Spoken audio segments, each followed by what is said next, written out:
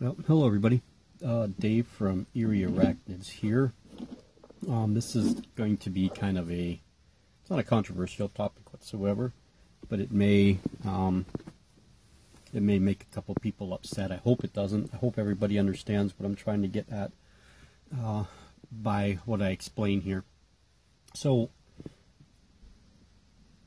it was a while back, and I'm not even quite sure when it was, but Kat had sent me a picture of, I want to say it was her E. Marinus, or I think it was the E. Marinus, the Ephebopus Marinus, and she had a flower pot as a hide. And I said, oh, Trent, you can't dig in it, blah, blah, blah, but, if she digs around or whatever, it's not that big of a deal. So I said I was going to do a video on why I don't use flower pots, and I was actually asked this question a while ago also, that why don't I use flower pots as hides? They never, one of the people said I never see them in any of your enclosures. So I'm going to explain to you why right now. And again, so I want to make sure that I give this disclaimer. I'm not trying to upset anybody. I'm not trying to say that the way that you do things is wrong. I'm not trying to say that my way is the right way, because I was accused of trying to get everybody to join the Erie Arachnids cult by somebody. I thought it was kind of comical, to be honest with you, because they sent me a message and sent me that, but then blocked me right after they sent it. So it was just kind of funny. That was on Facebook, not on here, but of course they must have watched my channel. Anyway, so why don't I use flower pots as hides? Okay, so I did. As you can see, I have one. I have 10. Well, I had 10 of them. I have 6 left. I don't use them. I'm not going to use them unless I'm going to plant a flower in them. And I'm going to explain to you exactly why. I had 2 tarantulas. This was 4 years ago. So these things have been sitting around for 4 years. I had 2 tarantulas. One was a Canthoscurria geniculata, one was a Nandu chromatus. They had both molted. They were both kept in 16-ounce deli cups. They got to about that 1.5 to 1.75 inch mark, and I was like, okay, they need something bigger. That's when I found those plastic systemas, and I bought a few of those, and I was like, we're going to move them into that. I got these things on clearance for, they were 50 cents a piece. It was like 10 for $5 or something at Walmart during a Christmas shopping endeavor. Anyway, so I bought them, and I was like, well, this is going to be great. I'll have, some juveniles are getting to the point where they're, I would say old slings or grown-on slings to juveniles. So I was like, we can use these as hides. Well, I had made my first homemade hide out of pieces of bark, and it was off of a tree that was struck by lightning down the street from me. So I took the pieces of bark and I made it. It was roughly about the same length, 2.5 inches long or so. Not quite as high, but took 2 pieces for the sides and 1 piece for the top. And I used that for the Canthoscurria geniculata. And I rehoused that one first because it had molted about 1.5 weeks before the Nandu chromatus did. So, I did the normal thing. We had deeper substrate, even though that one hadn't dug at that point. So I wasn't really sure if it would or wouldn't, because it was just in a 16-ounce deli cup with not a ton of substrate. But so I put it in, we kind of half buried it all the way. There was a little opening in the back, so it could get out the back and crawl over top of it if it wanted to. But what happened is the tarantula, the A-gen, the Canthoscurria geniculata, went inside there and dug a burrow over to the corner. Okay, so I was worried because I didn't see it. I didn't realize that's what it did until I turned the enclosure around. I was like, oh, there it is right there. It was plain as day that it made that burrow.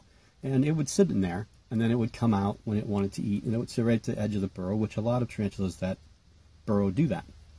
So I was like, okay, super, throwing food in there, things eaten every single time, just like Canthoscurria geniculatas generally do.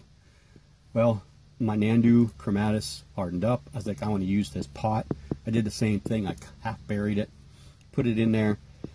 Well, the little guy went in. He was a male, small male. He went in and he sat in there, and he sat in there, and he sat in there, and he sat in there.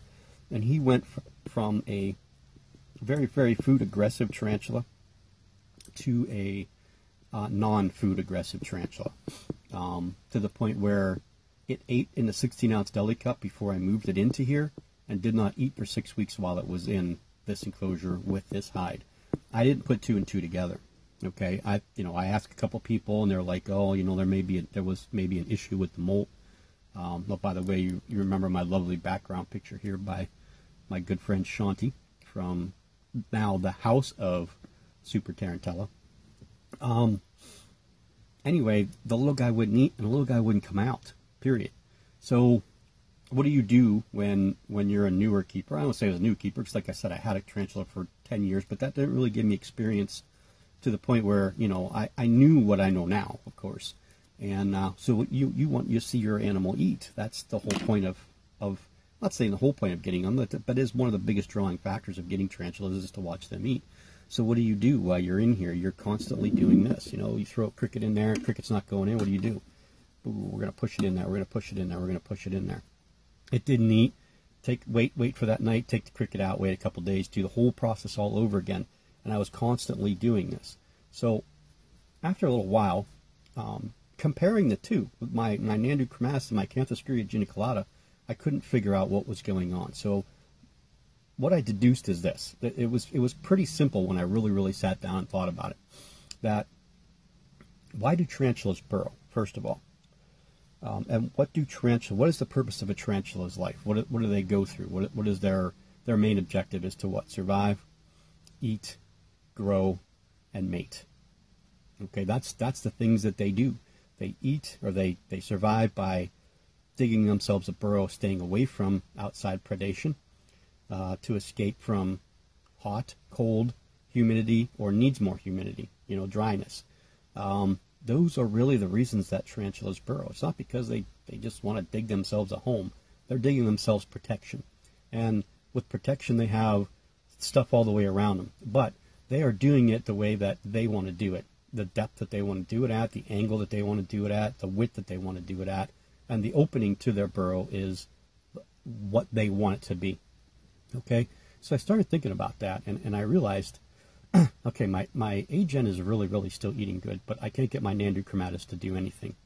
So I decided that I would make another hide, like the other one with the Canthoscurria geniculata. Same kind of bark, glued it together, glued a couple plants on top of it, buried it in here, put the Nandu back in it, and within 4 days, he had went to the back and dug a burrow back in the same exact way. So he went from this corner and dug it this way. If I would have put the burrow this way, I'm sure he would have dug it this way. So I was like, okay, well, that's probably progress. So about 5 or 6 days later, I noticed that he was sitting right at the edge of that burrow, or the edge of that homemade burrow that I made for him. And I threw a cricket in there, and he came out and hammered it the first time. So the only thing that I could really come up with in that whole aspect is that he did not feel comfortable in here. He did not ever feel safe, I would say. That would be my guess. Okay, they have to feel safe. And if they don't feel safe, they have to find a way to make themselves feel safe. They have no way, he had no way to do that here. Okay, so I'm going to give you an analogy, and this is kind of a, I don't know, I hope I don't get anybody upset, and I hope if anybody went through this situation that it doesn't bring up bad memories. But what I like to do is, what I've learned over the years is that I've been really bad at seeing the forest behind the trees. And what I mean by that is you tend to see that first piece of knowledge that you were given, and you kind of hone in on that, and you see, whether that's watching videos and you're like, oh, this person's using these things, this person's using these things, so I'm going to get them, because you see that on film. Or you have people that say that they use them on the Facebook groups or the tarantula forums or whatever else it is. But when you center your thinking upon that first tree, you never see the trees that are behind it. So I'm going to try and hopefully give you that second tree to look at, and then you can decide from here which tree you want to use. I mean, you could use tree A and tree B. It doesn't make a difference to me. I'm just going to give you another option. So, again, I'm doing this just because I think that maybe some people haven't thought about this. This is the purpose of that second tree in the forest there for you. So I'm going to give you an analogy, and I hope that this analogy is not, like I said, is not going to bring back bad memories. Or if anybody went through this, I apologize if this brings up any bad memories. That's not what my intent was, but this is the best analogy that I could come up with. So Father's Day's coming up, and Dave's wife decides, hey, you know what? why don't you take 10 grand, build yourself a tarantula room? So, oh man, my dream come true, right? So I get to build myself a tarantula room, call a contractor, say, can you come over and let's lay it out? Because I'm not building it, I'll wire it because I can do that, but I don't build stuff. So he comes over. What are the questions that he's going to ask me? Well, how big? Well, I want 12 foot wide, 10 foot deep, okay? And I want a door coming off my kitchen to go into the room. I want it super insulated and soundproofed so that I can make my videos in there. And, you know, I don't disturb anybody in the house, and whatever they're doing doesn't disturb me while I'm out here filming videos, okay? How many windows do you want? What would I want windows for? I have no reason for windows in a tarantula room. What purpose do they serve? All they do is just stop me from putting shelves all the way up to the ceiling with windows, right? No windows, buddy. He's like, okay. I said, well, the only other thing I want would be maybe a fan in there so I can like vent hot air out, you know, or circulate air in, either way, you know, just to get some air movement. We'll put a ceiling fan up above, but that's me because I'm the electrician, so I'm going to do that anyway. So here we are. Room's done, okay? Pause that 1 second. I'll be right back. Okay, back. Okay, room's done. I got my nice shiny table. There's shelves wall to wall, all brand new Exoterra enclosures. Everybody's in beautiful glass things. There's nobody stacked on top of each other. Everyone's got their own spot on the shelf. You can see them all the time. Everything's great. I'm making super awesome videos. I'm even more popular than Petco and Exotics Lair now because my videos are just smoking. And there's a problem. My daughter decides that she's going to make macaroni and cheese. And, well, the stove's in the house, but it's right here, okay? So she puts the pot on, puts the water in, turns the flame on. Takes a little while for water to boil. She knows that. She goes into her room, gets her phone, puts on some music, sticks on the headphones, cleaning up a little bit in there, which she never does, by the way. And, well, the dish rag that we use to dry our dishes is too close to the flame and it catches fire. Okay, so now my kitchen's on fire. My daughter doesn't know it because she's in the room. The smoke alarm's going off, but her music's too loud. She doesn't hear it. I don't hear it because I wasn't smart enough to put a smoke detector inside there or wire them together so that when one went off, they all went off. And, well, the fire spread. The fire spreads all the way to here because there's a window right here. It's open and it's feeding oxygen into the house. Finally, my daughter realizes what's going on. She runs out. She realizes that I'm in that room. And there's smoke and there's fire all over that wall. So she's screaming, trying to get a hold of me. She can't get a hold of me, so she calls me. What else would she do, right? So she calls me and says, Dad, there's a fire inside. It's all over the wall. You can't get out of that door. What does Dave do? Here's the fire. What does Dave do? Dave really can't go anywhere. Okay, now hopefully, you know, the soundproofing was fireproof. The walls were fire blocked. And hopefully that, you know, Dave is safe before the fire department gets there and gets him out. Now, if Dave was smart, what would Dave have done when we were doing the planning of this building? Dave would have put a door on the backside to get out, right?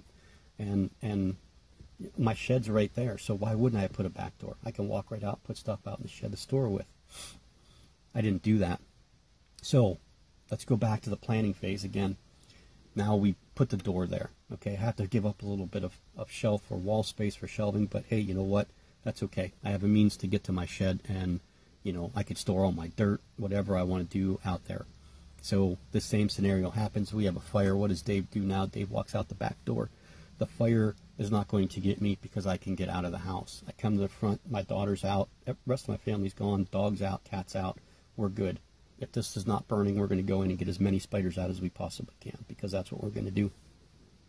So let's go back to the tarantula. Here it is. Here's my Nandu chromatus. Imagine me all this time pushing crickets in there. I'm the fire. I'm the fire. I'm the fire. I'm the fire. My tarantula's got nowhere to go. If you continually stimulate the tarantula outside, it reacts to outside stimulus. So it's going to recognize every time I open this enclosure and basically threaten it. Okay? What does it do? It's got no choice, really. It doesn't really have much choice of anything other than turning around and throwing a threat posture up at me, which it never did. Okay? Now, for those of you that use these flower pots, please raise your hand if you have a tarantula that sits inside these flower pots and it's always facing the backside. Imagine why they do that. Now, which way does a tarantula dig? It digs face forward, right? pace, carapace, whatever you want to call it. They dig forward, and when they want to come out, they turn around and they come out face forward. Now they can back up.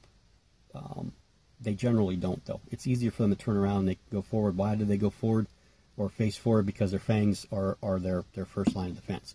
Most of your tarantulas that you'll see inside these flower pots that are sitting face back are the ones that have urticating hair. What is that reason? Because the back end of them is right there. They can flick hairs at you from there. Now, what can a tarantula do inside this flower pot? It can't do anything but sit there, right? You could put dirt in there, but what's it going to do really? Probably going to move it all back out again. Can it web up around here? Sure, it can web up around there, but it has no way to go back. It has no back door, and it's stuck here with a threat in front of it constantly. So a lot of times you'll see, and I'm going to put a link down below for Kat's video on her Yautha species red. A lot of times what you'll see, and I have a nice actor down here. His name is Juan. Not Juan, Jose. Juan is my Brachypelma sabulosum. This is Jose. He is the Mexican green tarantula. He's just sitting there. He's trained.